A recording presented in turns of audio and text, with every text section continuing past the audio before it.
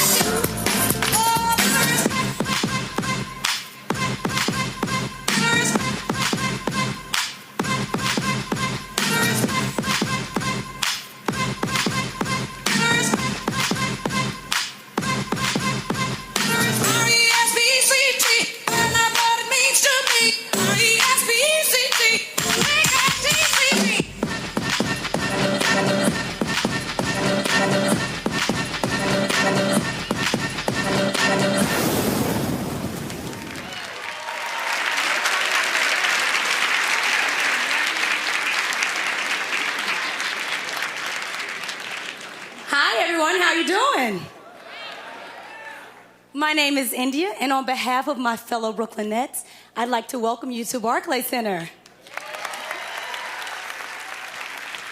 And now, coming up next, we have another group of amazing performers who entertain at the Brooklynettes games. Please put your hands together and give it up for the Brooklynettes kids.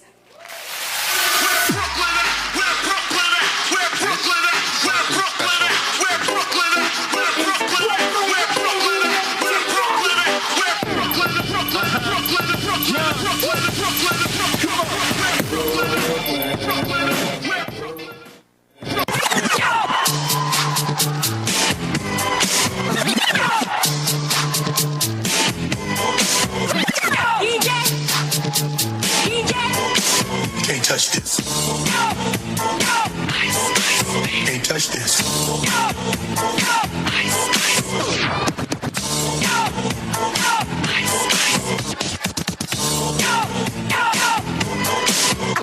Alright, stop, collaborate and listen. Ice is back, something grabs a hold of me tightly, flow like a heart, When did I stop? Yo, I don't know. No, turn off the lights, and I'll glow. To the extreme, I rock a mic like a boom. Line up the stage and watch it jump like a boom.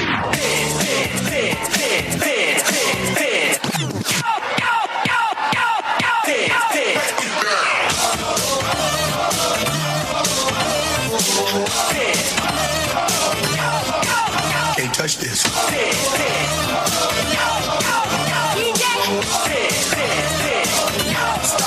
Break it down.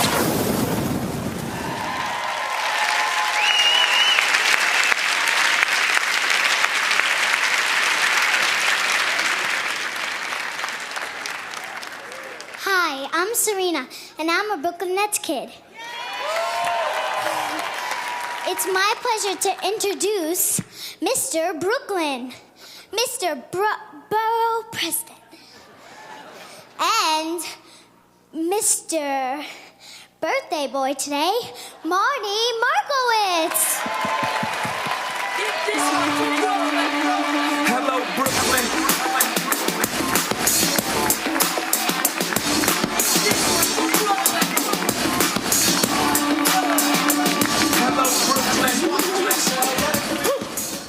I tell you, I lost weight just watching them. Anyway, welcome to Brooklyn. Brooklyn's in the house, that is for sure.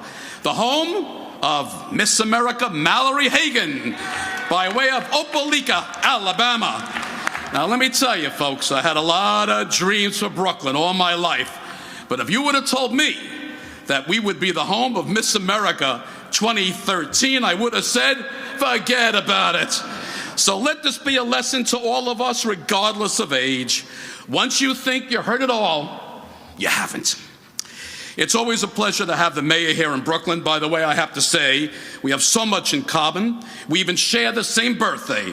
Today, as a matter of fact, so let me wish the mayor, on behalf of all of us in Brooklyn and New York, happy birthday, Mayor Bloomberg. Now, I have to tell you, I'm happy to say that he's older than me. And while he might be slightly taller, certainly thinner, and for sure wealthier. But Mr. Mayor, things would be much different if we were only worth our weight in gold. And everyone agrees that I'm aging more gracefully and that I'm better looking than you. At least that's what my wife Jamie tells me. Now, I'm thrilled to be here in America's most beautiful arena, our beautiful Barclays Center, the home of our very own Brooklyn Nets. When I first ran for Brooklyn Borough President in 2001, I promised really to work on a lifelong dream, and that is to bring a national sports team to Brooklyn. I'm old enough to have been a fan of the Brooklyn Dodgers, that's for sure, and cried like a baby when they left when I was 12. And who would have guessed that it would take the help of two boy chicks who weren't even from Brooklyn to make it happen? The visionary developer Bruce Ratner, chairman and CEO of Forest City Ratner from Cleveland, who believed in Brooklyn, chose to invest in Brooklyn during its toughest, most challenging times.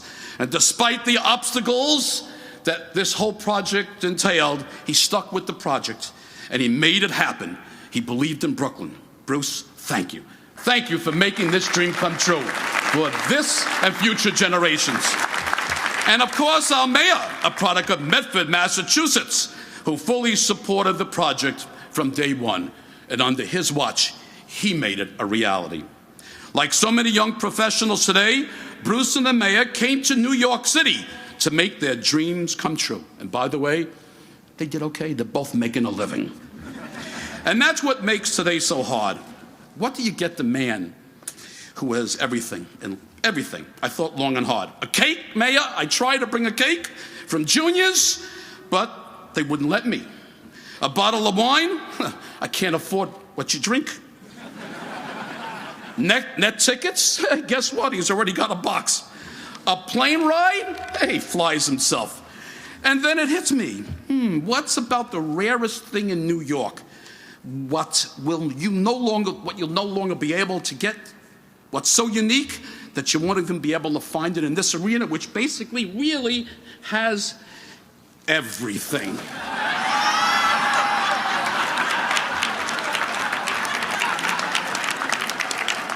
A styrofoam cup.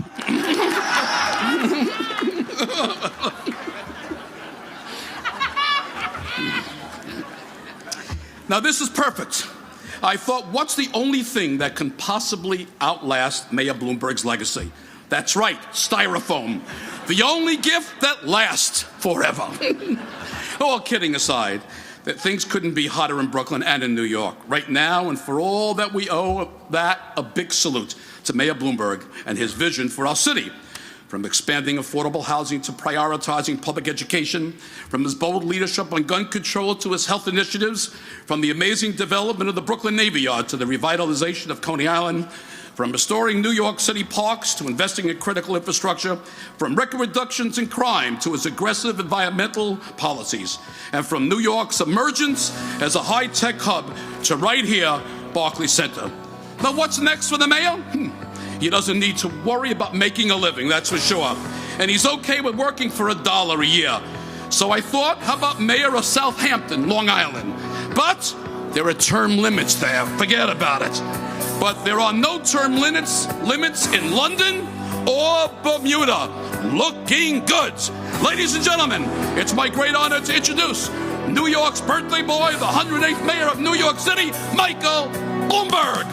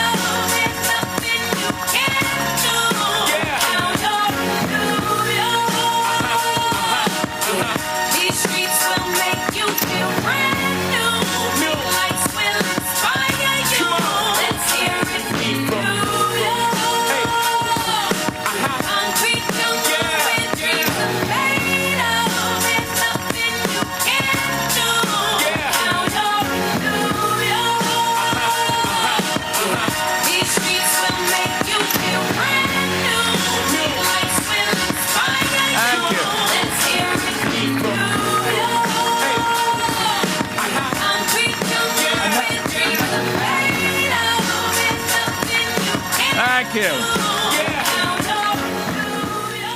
Well, thank you. I don't quite know what to say. This is the 12th time we've done this. There will not be a 13th, at least not by me. Anyways, thank you, Marty, and happy 36th birthday to you as well. Speaker Quinn, members of the City Council, Public Advocate de Blasio, Controller Liu, Borough Presidents, District Attorneys, Mayor Dinkins, and distinguished guests. Let me begin by acknowledging someone who is with us here in spirit, the mayor who redefined the job and restored the arc of our city's history, my friend and yours, Ed Koch.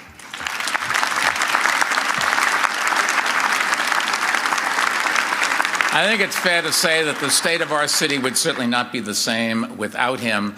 And also let me thank everyone here on staff at the Barclays Center. Of the 2,000 people employed here, you should know that our Workforce One centers helped 1,100 of them find jobs. Nearly 75% of them are Brooklyn residents. And because of the outreach we did, about a third of them are NYCHA residents. Now, that's important because it's only right. After all, one of the owners here grew up in Marcy houses. His name is Sean Carter, and if you don't recognize that name, you may know him by what he's been called since the Super Bowl, Beyonce's husband. Now, the Barclays Center is the latest sign of just how hot Brooklyn has become. Of course, not long ago, this arena was nothing more than a glimmer in Marty Markowitz's eye. NBA basketball, NHL hockey in Brooklyn. According to Marty, everyone told him, forget about it, but not us. And here we are, against all the odds, despite all the legal challenges, despite all the naysayers and NIMBYers, here we are. And as we speak, the first residential tower at Atlantic Yards is rising, and it will have nearly 200 affordable houses. Right now, Marty, thanks to you and thanks to Bruce who made it happen. I think you and Bruce should stand up and take one more bow. Bruce, where are you?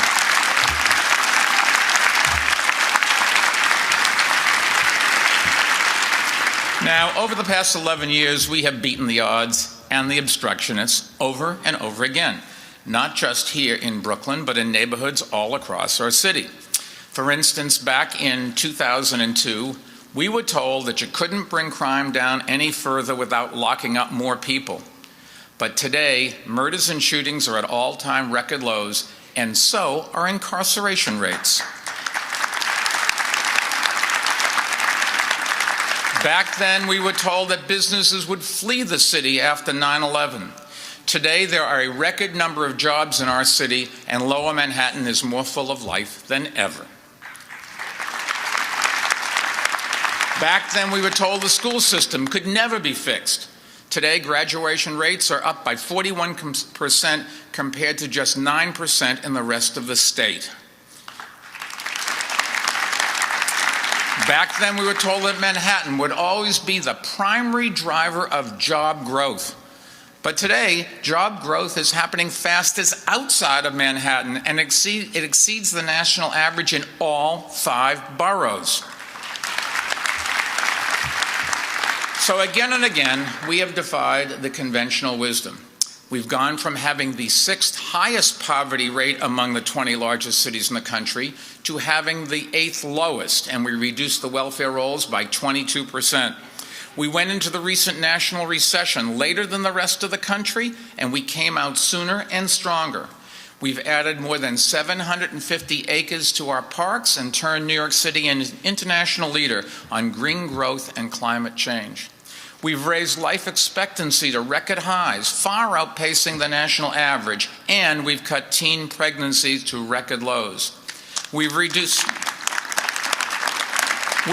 fire fatalities and traffic fatalities and emergency response time to record lows. And we've built the largest and most sophisticated counterterrorism operation of any police department in the country. And as a result of all this work, even though we're still recovering from the most devastating natural disaster in our entire city's history, each of the 5 boroughs, I think it's fair to say, is better off today than ever before, and our state and the state of our city has never been stronger.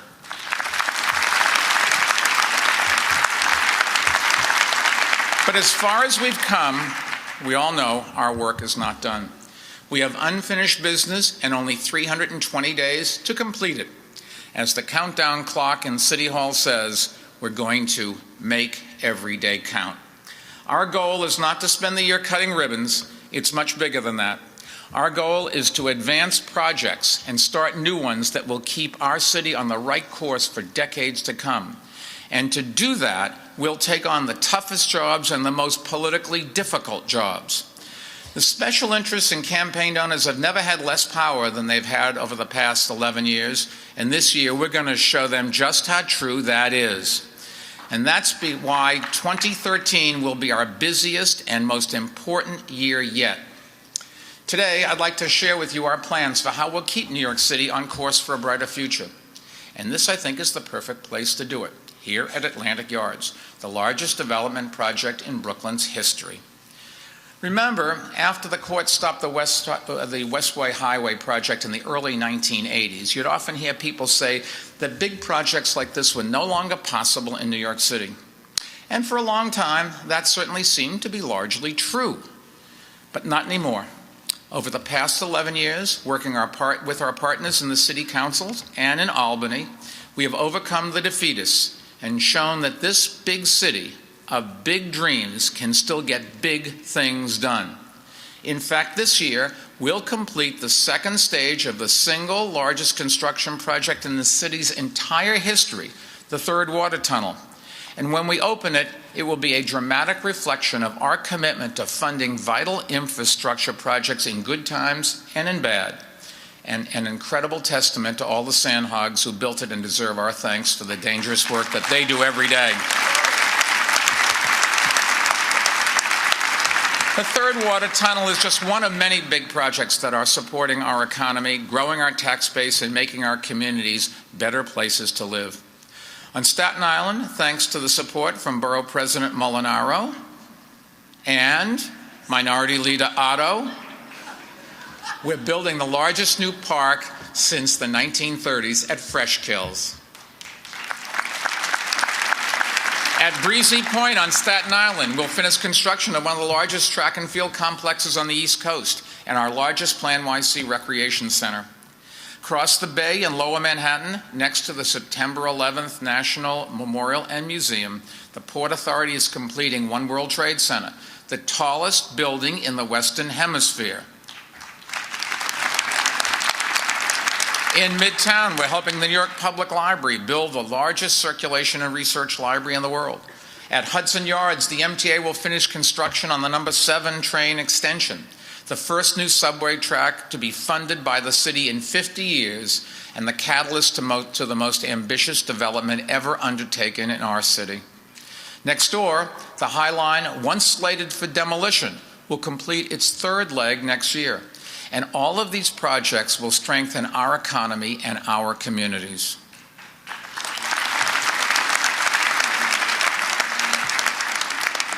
All over the city, we're renewing our landscape in ways that create good jobs for New Yorkers today and position us to lead the innovation economy of tomorrow. On Roosevelt Island, we've set the stage for Cornell University to build an entire new applied science and engineering campus, maybe the most exciting economic development project our city has ever undertaken. In West Harlem, we've set the stage for Columbia University to build an entire new campus, which will increase the size of its engineering faculty by 50%. And we've helped New York University, Fordham University, and the City University of New York all embark on major expansions of their campuses. I think it's fair to say that never before in our city's history has there been so much university expansion, and never before has there been so much scientific investment. This year, we'll finish construction on the next phase of the Biobat Center at the Brooklyn Army Terminal. We'll open a $50 million genome research center in Lower Manhattan. At the East River Science Park, we'll not only complete the next major phase of construction, but a major pharmaceutical company, Roche, will move 200 research jobs from New Jersey there. And we'll move forward with our plans for a state-of-the-art cancer treatment facility and a new health science center for CUNY's Hunter College.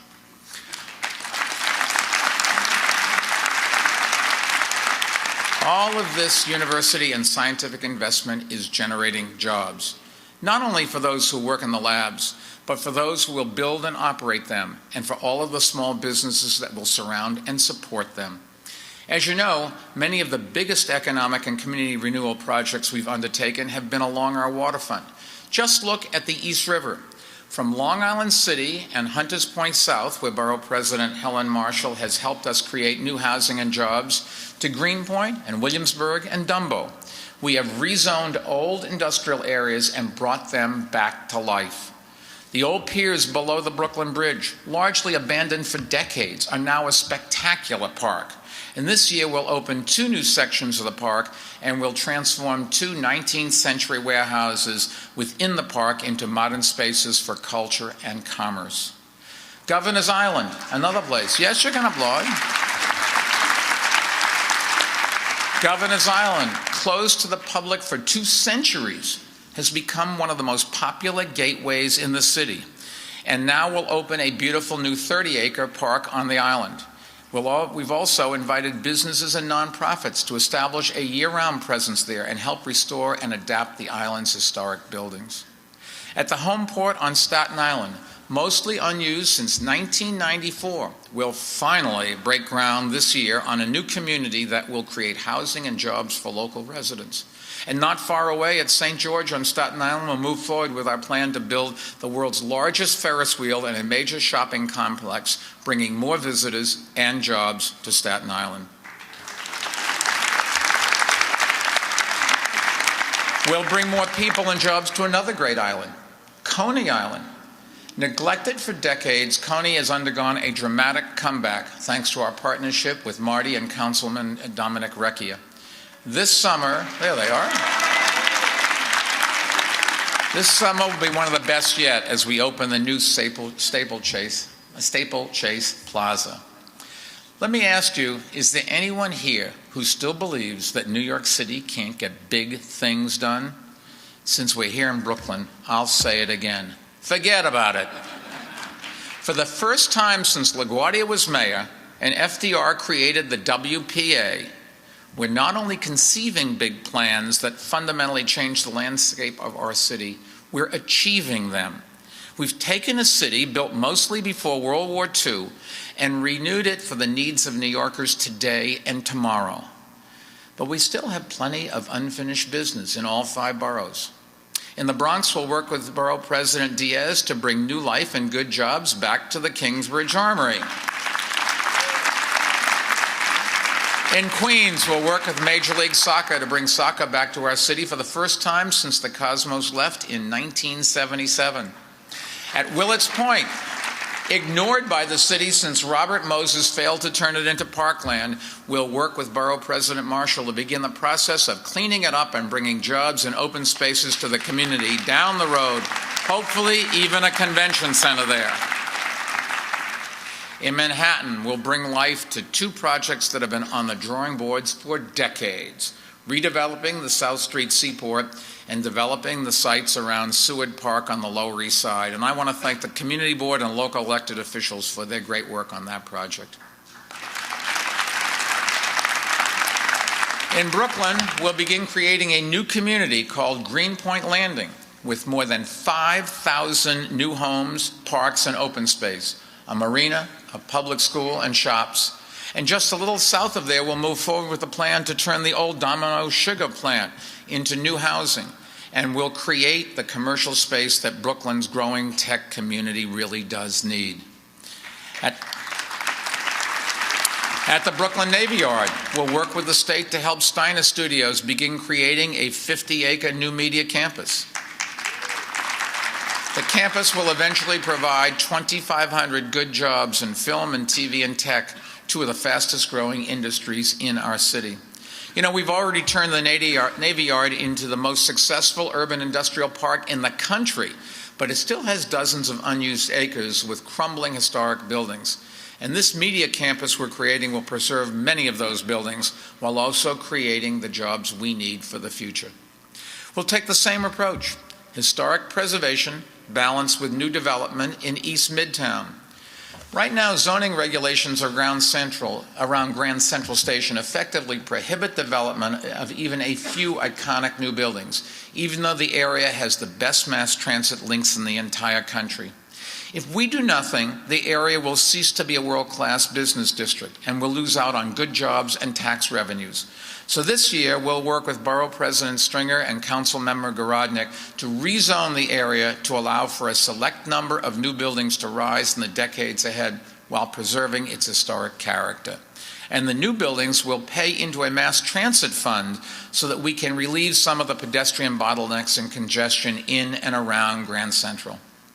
2 weeks ago, we celebrated Grand Central's 100th birthday, thanks to Jackie Kennedy Onassis and so many others who stepped forward and saved it in the 1970s. And now it's up to us to ensure that the area around it remains a vital part of our growth for the next 100 years.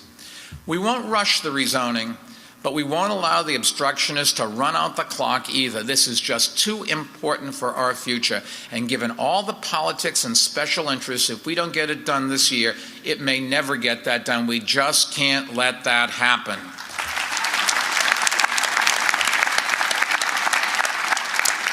Our economic development strategy for the year ahead also includes one of the most important industries, art and culture. We know from experience that the arts revitalize communities and spur investments. And that's why this year we'll complete a new gallery and auditorium at the Staten Island Museum and a new home for 3 organizations in downtown Brooklyn's Cultural District, the Theater for a New Audience, Brick, and Urban Glass. We'll also undertake what may be the most exciting project yet, called the Culture Shed.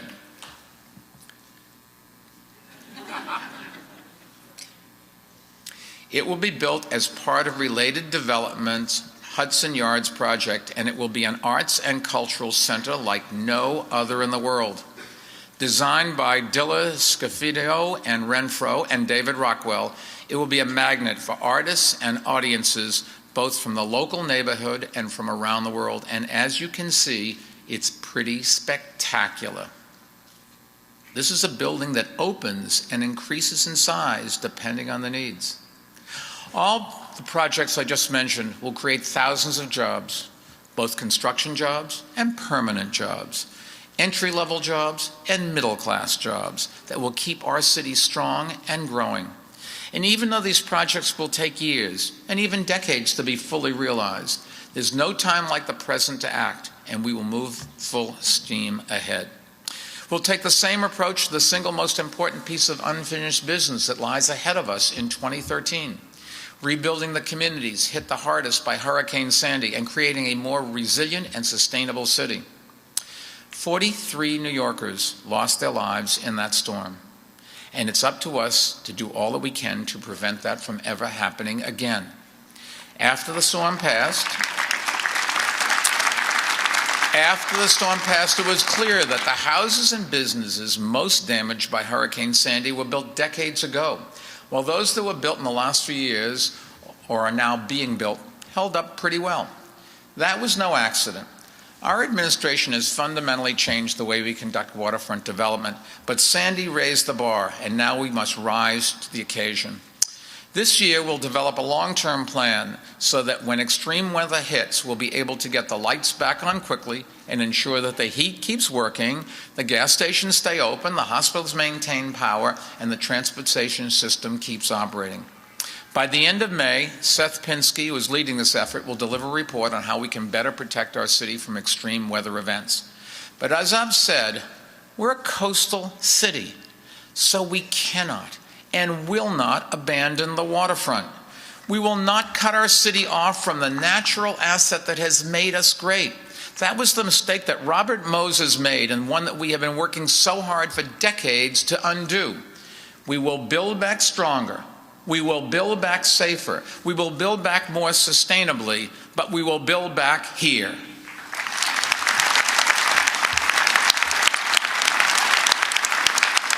Let me give you some examples. For instance, we're working the state on an innovative program that will preserve and protect vital wetlands while also enabling more efficient economic development along the city's waterfront. Working with the National Park Service and the Rockefeller Foundation, we'll develop plans for a world-class science and resilience center on Jamaica Bay that will be a premier institute for the study of coastal environments and climate change. To help improve the resiliency of our parks and beaches, we'll launch a conservation corps, financed privately through the Mayor's Fund, to train the next generation of park stewards and leaders. And to show that Sandy can't stop us from enjoying our coastline, I will pledge to you right now, we're going to open all of our beaches on Memorial Day weekend this year, just as we always do. We're doing everything possible to help the hardest hit communities, and I can't say enough good things about how our workforce responded to Sandy. Sanitation and transportation, fire and police, building and small business services, health and homeless services, parks and NYC service. I could go on, because employees in every agency and so many volunteers gallantly rose to the occasion. And we have a few members with us today representing their departments, and I think they deserve a great round of applause.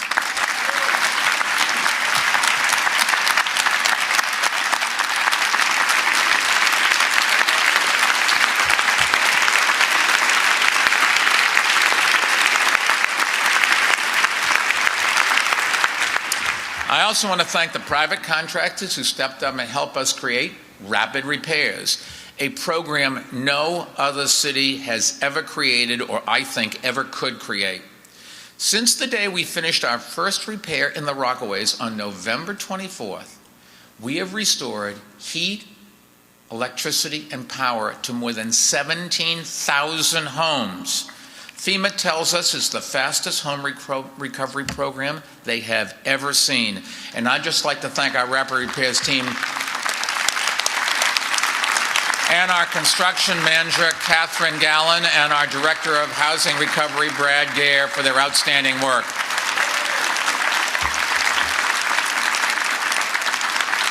Everybody wanted to focus on temporary housing. We focused on getting people back into their houses. That's what they wanted, and it was the right thing to do. And we'll continue to stand with all the residents affected by the storm, and that goes for public housing residents as well. You know, Hurricane Sandy made it painfully clear just how much NYCHA's aging housing stock is suffering from decades of federal disinvestment. 2 weeks ago, NYCHA announced a new action plan to virtually eliminate their backlog of work orders.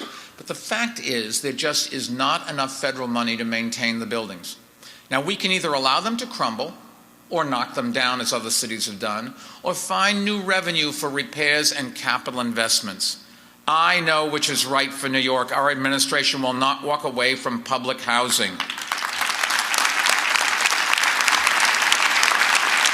And to raise the revenue NYCHA residents deserve, we'll begin the process of developing new housing at underdeveloped NYCHA sites. Now, you know, some people in elected office and the press have taken cheap shots at NYCHA in recent months. But none of them have offered a plan to fix the revenue problem. Well, we have a plan, and we're going to move forward with it this year. Many small businesses are also suffering as a result of Sandy. And today I'm happy to announce that for all businesses in the hardest hit area, I will sign an executive order waiving all city fees for Sandy-related repair work, and will work with Speaker Quinn and the City Council to waive all fees that require legislation. We need our businesses to recover as quickly as possible. They're where people work, and that's where people get their services, and we'll make sure government doesn't stand in their way. Instead, we'll spend our time in helping more people in the hardest hit areas who are out of work find jobs. In Red Hook and other communities, our Workforce One centers helped more than 1,200 residents find jobs, cleaning up storm damage in parks and public housing, but that's just the beginning. Today I'm announcing that our Center for Economic Opportunity will spend $1 million to support nonprofit groups that will put 1,000 more unemployed New Yorkers immediately to work on hurricane relief and recovery projects. As part of our Young Men's Initiative, which is funded with public and private money, we'll also hire up to 70 teenage probation clients to do hurricane recovery work this spring, making a positive difference for our city and hopefully for them as well. We'll also encourage construction companies that are repairing and rebuilding storm-struck areas to hire the unemployed from those communities. Of course, the best way to reduce unemployment and keep young people out of trouble is to continue improving our schools. Since 2005, as I mentioned earlier, we've raised high school graduation rates by 40%, while they've gone up only 9% in the rest of the state that takes the same tests and has the same standard. At the same time, our college readiness rate has doubled, even though our dropout rate has been cut in half. But we all know how much unfinished business we have, because our goal is empowering all of our children to achieve their dreams. Success in college requires good writing and critical thinking skills, as well as good math and science skills. And unfortunately, our state has never tested for them. I've supported basing standards in those skills for many years, and I'm glad to say the state has now done that by adopting what is known as the Common Core Standards. And starting this spring, state exams for grades 3 to 8 will test those critical skills. They'll give our teachers and parents the information they need to keep students on track for success. But make no mistake about it, the tests will be different and harder, and they will establish an entirely new baseline for measuring student performance. They won't be comparable to last year's test results, so we can't write a getting better, getting worse story. But no matter where the definition of proficiency is arbitrarily set on the new test, I expect that our students' progress will continue outpacing the rest of the state, and that's the only meaningful measurement of progress we have. We have the greatest teacher corps anybody's ever put together, and they're doing the job, and our kids are going to be the beneficiaries. Now, yes, you can applaud for that. Because time and time again over the last decade, we've raised the bar, and our students and teachers have cleared it, and our Black and Hispanic students have helped lead the way for a number of years now. Now we'll accelerate their progress by selecting 12 to 15 leaders to design 8 new high schools based on the most promising college readiness strategies. It will be a year-long fellowship sponsored by our Young Men's Initiative, and afterward, the fellows will become leaders at the schools they design. Fellows can come from any field, from education experts to entrepreneurs. And the new schools will enroll students primarily from 5 neighborhoods with very high poverty rates and very low rates of college readiness: Harlem, East New York, Brownsville, Jamaica, and the South Bronx. Children in every neighborhood deserve great schools, so no matter who stands in their way, we're going to fight to deliver it for them. We will not give up on any child. Now, one of the reasons we've been able to increase graduation and college readiness rates is that we created many more high school options. We've opened 576 new schools over the past 11 years, and we're on track to have added 100,000 new seats by the end of this year. 149 of those new schools have been charters, and yet there are still more than 50,000 children who are still on charter school waiting lists. 50,000 kids waiting to get in. Those children and their parents have waited long enough. And this September, we'll open 26 new charters, and we'll work to approve many more for 2014. And some of them will be located in existing public school buildings, even though there are special interests who want to prohibit that from happening.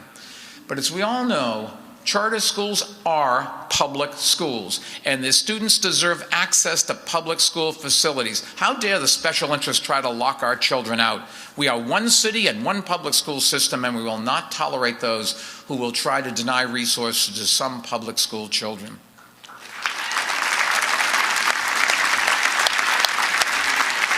And incidentally, that's why we've also put our bus contracts out to bid. For more than 30 years, the unions and the bus companies have had a virtual monopoly on the contracts. This week, we received the opening bids for the new contracts, and there's the potential for hundreds of millions of dollars in savings. And we will plow that money back into the schools where it belongs. And I'm glad to report that every day more and more buses are on the road transporting our students to school, and I urge all the bus drivers to return to work, and I urge local 1181 leaders to recognize this strike as a lost cause and to stop hurting our children and their families. Now, just in case you haven't noticed, we haven't had a lot of political support in taking this issue on.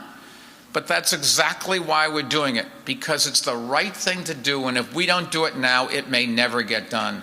Our children will be worse off for another 3 decades if we don't do this now, and we aren't going to let that happen. To prepare our students for success, we'll also create new schools that connect students directly to college and work. In his State of the Union address the other day, President Obama highlighted our partnership with IBM and CUNY to create a high school that includes 2 years of college, which we call grades 13 and 14. When students graduate, they will receive an associate's degree along with their high school diploma and an interview at IBM. The President wants to see more of these types of schools across the country, and we're going to deliver them. We'll create a high school with grades 9 through 14 in the South Bronx, focusing on the healthcare industry. And we'll create one in Long Island City, focusing on the energy industry. Both industries are growing in our city. They need employees, and we want to make sure our kids have the skills. And since no industry is growing more rapidly than our tech sector, we'll open our second Academy for Software Engineering high school. With private support, we're also going to bring computer science classes to 20 more schools next September, and we'll begin giving more adults the chance to learn computer science skills as well. And today I've directed Deputy Mayor Bob Steele and Small Business Services Commissioner Rob Walsh to work with the tech industry, universities, and the nonprofit sector to develop an intensive computer science training program for our adults who want to learn IT skills and repurpose their lives. And now, we're going to do it. Why not do it right here in Brooklyn? You think about it, there are 500 tech companies just between here and the Navy Yard, and we're going to work hard to connect more New Yorkers to the jobs those companies are creating. And yes, and to further expand New York's role as a global tech hub, we'll launch a competition to install Wi-Fi in more of our business improvement districts. Our work to create a tech-friendly city is a big reason why we've been leading the nation in job growth. And the majority of jobs we've been creating are middle-class jobs that pay good salaries. As I mentioned earlier, most of the jobs that we've been creating are outside of Manhattan. In fact, over the past decade, the job growth rate in Brooklyn, Queens, Staten Island, and the Bronx has been nearly double that rate in Manhattan. And for every 5 businesses that exist outside of Manhattan a decade ago, there's now a 6th. The hotel industry is a good example. Over the past 6 years, 72 new hotels have been built outside of Manhattan alone. And the reason is simple. All of our boroughs have great attractions to offer, and we've dramatically increased the number of visitors who want to visit them. Last year, a record 52 million people visited. And we're working to make sure all parts of our city benefit from those guests. But even though we become the nation's #1 tourist destination, we still have unfinished business. Right now, we're missing out on an important piece of that market, the young people who have an itch to get out and see the world on modest budgets. Hotels in our city can be out of their price range. So working with Speaker Quinn and the City Council, we'll pass legislation to make New York a more youth-friendly tourism destination by legalizing the for-profit youth hostels that are so common in much of Europe. Our goal is to attract 175,000 more young tourists to our city each year, and that will create more than 1,000 new jobs for New Yorkers. New York City has always been a magnet for visitors and for immigrants. And we'll welcome all immigrants from all countries and from every age group. Now let me tell you, whatever you may think of the immigration debate, the one thing that is clear is the children of immigrants who come here or stay here illegally have done nothing wrong. They were children brought by their parents. And yet right now, when these children graduate from high schools, even if they've earned straight A's, even if they've been at the top of their classes, they're not eligible to receive any state financial aid to go to college. The state is effectively saying to these students, we're not deporting you, but we're not letting you succeed either, even though our economy wants you and needs you. That's about as dumb a policy as I can think of, and we must change it this year.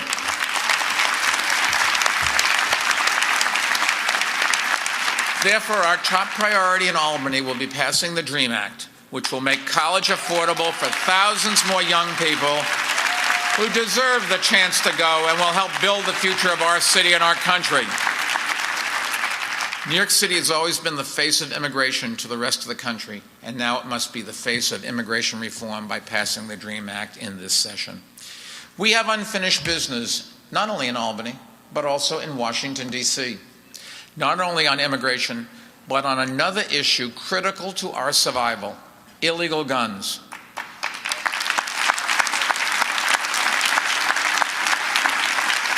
In recent years, we've built bipartisan coalitions of mayors and business leaders to support common sense reforms to our immigration and gun laws. And we've made some real progress. And I'm hopeful that this year we'll see real change.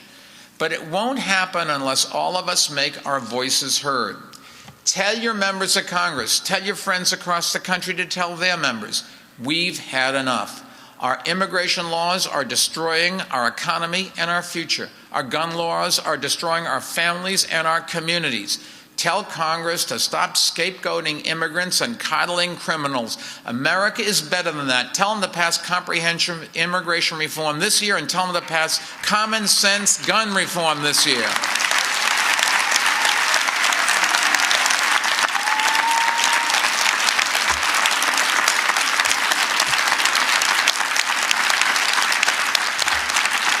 No more excuses, no more gridlock.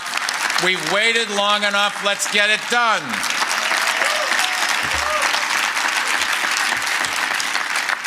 Now, attacking illegal guns here in New York City has helped us drive crime down to record lows. And we haven't done it by locking more people up, just the opposite. While the incarceration rate across America has increased by 6% over the past decade, here in New York City, we reduced the incarceration rate by 32%. And we've done it through proactive, targeted policies that prevent crime and that include stopping and questioning people who are acting suspiciously or who fit the description of a suspect. Now, I understand that innocent people don't like to be stopped, but innocent people don't like to be shot and killed either. And stops take hundreds of guns off the street each year. Today, it is true, we're collecting fewer guns, but that's not an excuse to stop. It's a reason to continue it, because the possibility of a stop is what scares the would-be bad guys into not carrying guns. And if we never find a gun in a stop again, wouldn't that be wonderful? Commissioner Kelly has adopted training and accountability policies to ensure that police officers conduct stops legally, appropriately, and respectfully. But make no mistakes, we have a responsibility to conduct them, and as long as I am mayor, we will not shirk from that responsibility. For those that don't like it, let me just give you a number. Think about it. If New York City had Detroit's murder rate, where they don't stop and frisk, we would have 4,092 more murders this past year than what we did have. That's every person in this room and enough people to fill up thousands of seats in the arena behind me. We know stops save lives.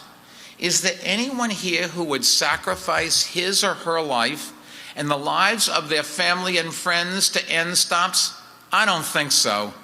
We can't let politics trump public safety, and for the next 320 days at least, we won't.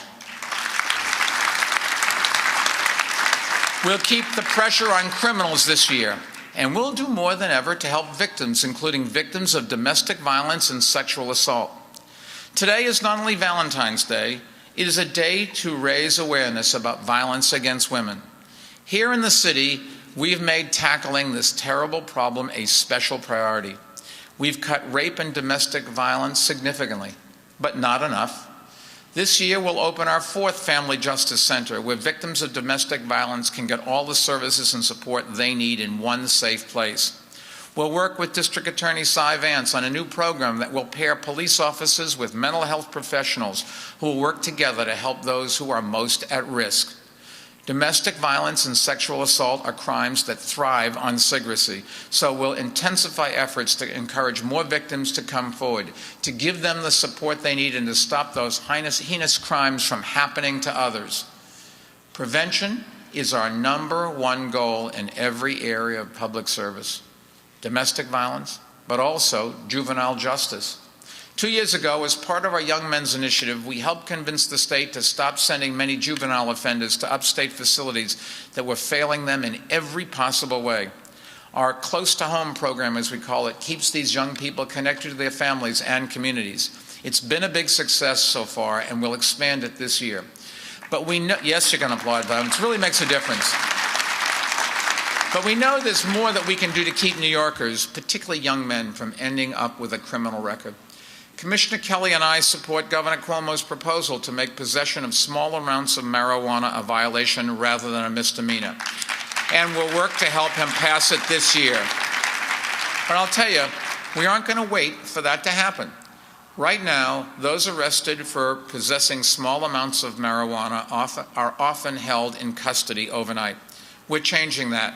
Effective next month, anyone presenting an ID and clearing a warrant check will be released directly from the precinct with a desk appearance ticket to return to court. It's consistent with the law, it's the right thing to do, and it will allow us to target police resources where they're needed the most. We'll also target our resources in helping those who are discharged from jail stay on the right path. For the first time, we'll begin paying nonprofit providers based on their success in helping offenders get jobs, earn GEDs, and stay clean, instead of just showing up for appointments. Performance-based contracting has helped us drive the welfare caseload down to record lows, and we're hoping this new program can help them drive recidivism down to record lows. We'll also attack recidivism by using data and risk management strategies to target resources where they are needed the most. Using data to help tackle problems has helped us improve services across all city government. And this year, the data analytics team we've created at City Hall will launch a new platform that will improve the way all city agencies share information. To lead this effort, I'll appoint the city's first ever Chief Analytics Officer, Michael Flowers, and he'll make as much of this data as possible public so that the tech community can hold us accountable. We'll also ask the tech community to join us in tackling data projects that can improve public service by creating something we call code cores. We're already the most tech-friendly, transparent government in the country, and now we're raising the bar again. We'll make New York City a national leader in another new technology, electric vehicles. This year, we'll pilot curbside vehicle changes that will allow drivers to fill up their battery in as little as 30 minutes as opposed to the normal 8 hours. We'll work with the City Council to amend the building codes so that up to 20% of new public parking spaces in private developments will be wired and ready for electric vehicles, creating up to 10,000 parking spots for electric vehicles over the next 7 years. We'll add 50 more electric vehicles to the city's fleet of cars, and we'll put the first 6 fully electric taxis on the road with the goal of making 1/3 of our taxi fleet electric by 2012. We'll also make permanent the East River Ferry service that we started in partnership with Speaker Quinn and the Council, which has been such a huge success.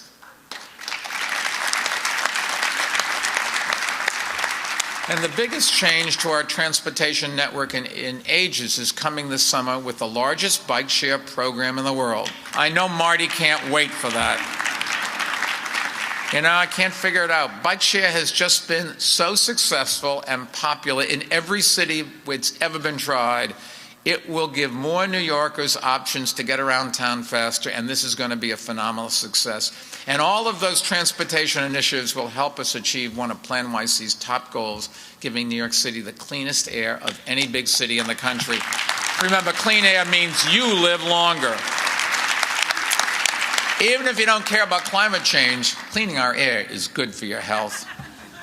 Now, speaking of climate change, we reduced our carbon footprint by 16% in just 5 years.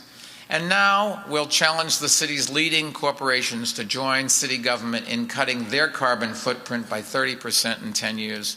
We'll also take major steps toward another important sustainability goal that we have set, doubling the city's recycling rate to 30% by 2017.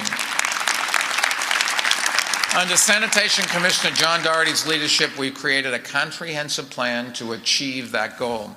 It starts with making recycling easier for everyone, by putting 1,000 new recycling containers on streets in all 5 boroughs this year. We'll also make it possible to recycle more plastics as part of our solid waste management plan. A private company, SIMS, S-I-M-S, will open the largest household recycling plant in North America on the Sunset Park waterfront. The facility is raised, incidentally, 4 feet above grade, and it just came through Sandy, fine. And when it opens its doors this spring, it will accept all kinds of plastics. No more reading that stupid thing on the bottom, you can't figure it out. And salad containers to CD cases. It will create up to 100 jobs and have a state-of-the-art education center to teach children about recycling. In addition, the plant will be powered by one of the largest solar installations in our city and the largest wind turbine to operate here since the Dutch built windmills in New Amsterdam. And the CEO of SIMS Recycling Center, Bob Kellman, Bob, is in the audience today, and I want to thank him for helping us build a greener future. As we recycle more plastics, we'll also tackle New York City's final recycling frontier, and that is food waste.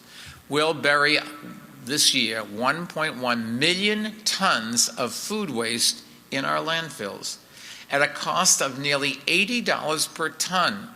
That waste can be used as fertilizer or converted to energy at a much lower price, and that's good for the environment and good for taxpayers. So you might not like environmental things, folks, but just look at your tax bill. It'd be great if we could have a lower one, and this will help that. This spring, we'll launch a pilot program to collect curbside organic waste from single-family homes in Staten Island for composting. And if it succeeds, we'll develop a plan to take it citywide. We'll also take food recycling in schools citywide. And there's no better way to teach the next generation about the importance of recycling than to make it part of their school day routine. It's been a phenomenal success where we've tried it, and I want to thank all the parents who have been so supportive. Now, I know some of them are with us today, so those parents, thank you so much. And it really is great. You're teaching the kids the right thing to do. Now, one product that is virtually impossible to recycle and never biodegrades is something Marty made fun about. But it's not just terrible for the environment. It's another thing that's terrible for the taxpayers. Styrofoam increases the cost of recycling by as much as $20 per ton because it has to be removed. Something we know is environmentally destructive, that is costing taxpayers money, and that is easily replaceable, I think is something we can do without.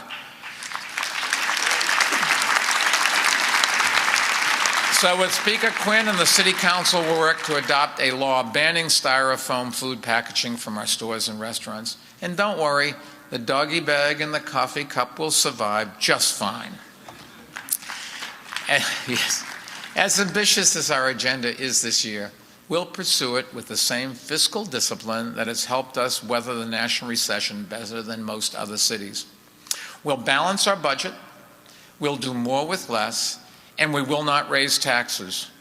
In my 2009 campaign, I pledged we would not raise taxes on New Yorkers, and we haven't. And we will continue living within our means. And we will not burden the next mayor with contracts the city can't afford. We'll also continue to take the long view, even with only a short amount of time left. And with that approach, we will keep our city on course for success.